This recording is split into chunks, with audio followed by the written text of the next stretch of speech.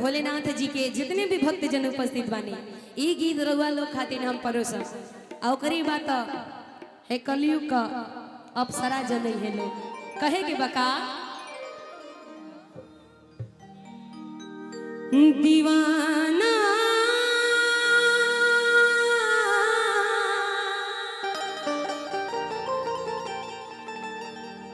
दीवाना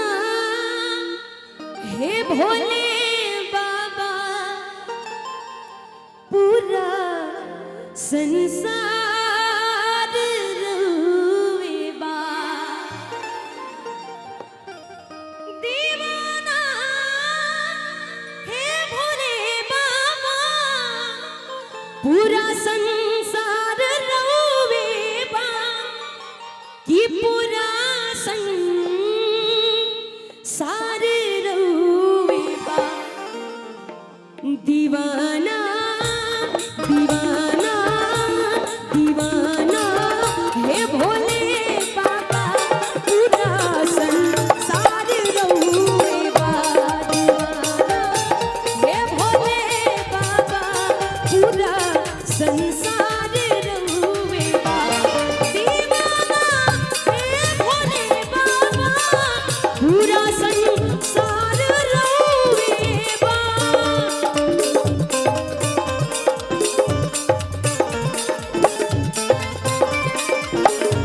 दीवाना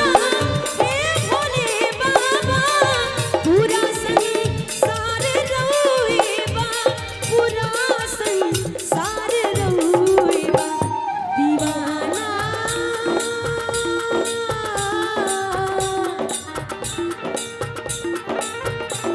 दीवाना दीवाना हे भोले बाबा पूरा संसार रोवे बा दीवाना हे भोले बाबा पूरा संसार रोवे बा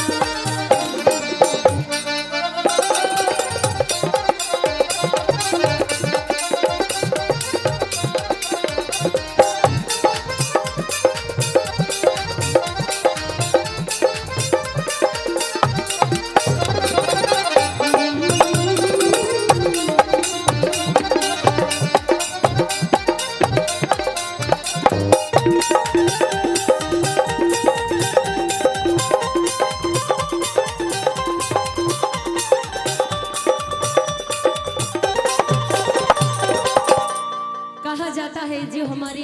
भगवान शिव जी जब ये पूरा दुनिया में अकाल पड़ल है जब कह लला कि माता हमारी गंगा मैया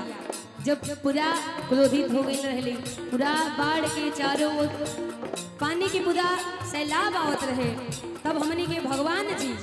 अपन जटा में बांध के वहां के रोकली कहे के बका गले में साथ बारवा विराजे ईसा में गौरा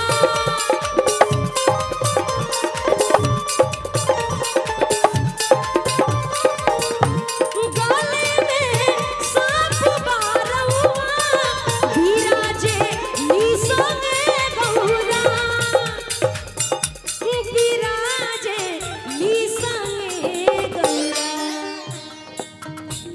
जटा झूठी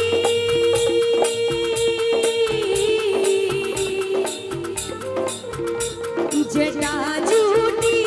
जटा झूठी में है भगवन गंगा के धार रहुवे बा जटा झूठी में है भगवन गंगा के धार रहुवे बा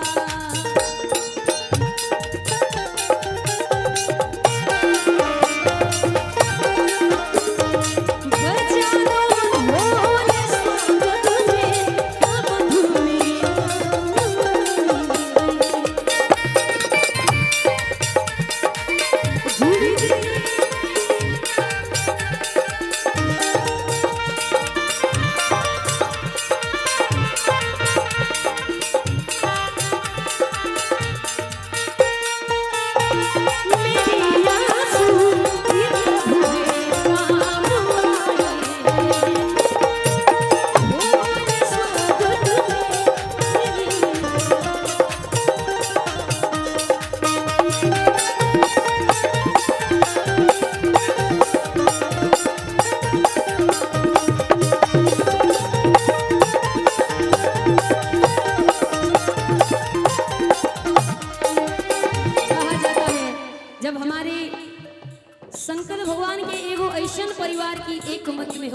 दूसरे के विशिष्ट होके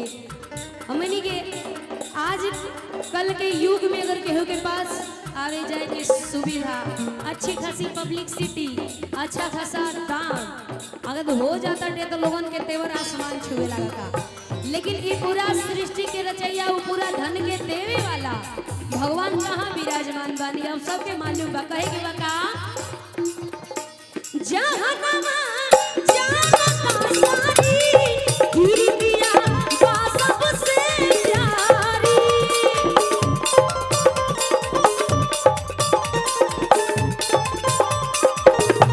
जहानमा जानता सारी कीर्तिया बा सबसे प्यारी, कीर्तिया बा सबसे प्यारी। बसल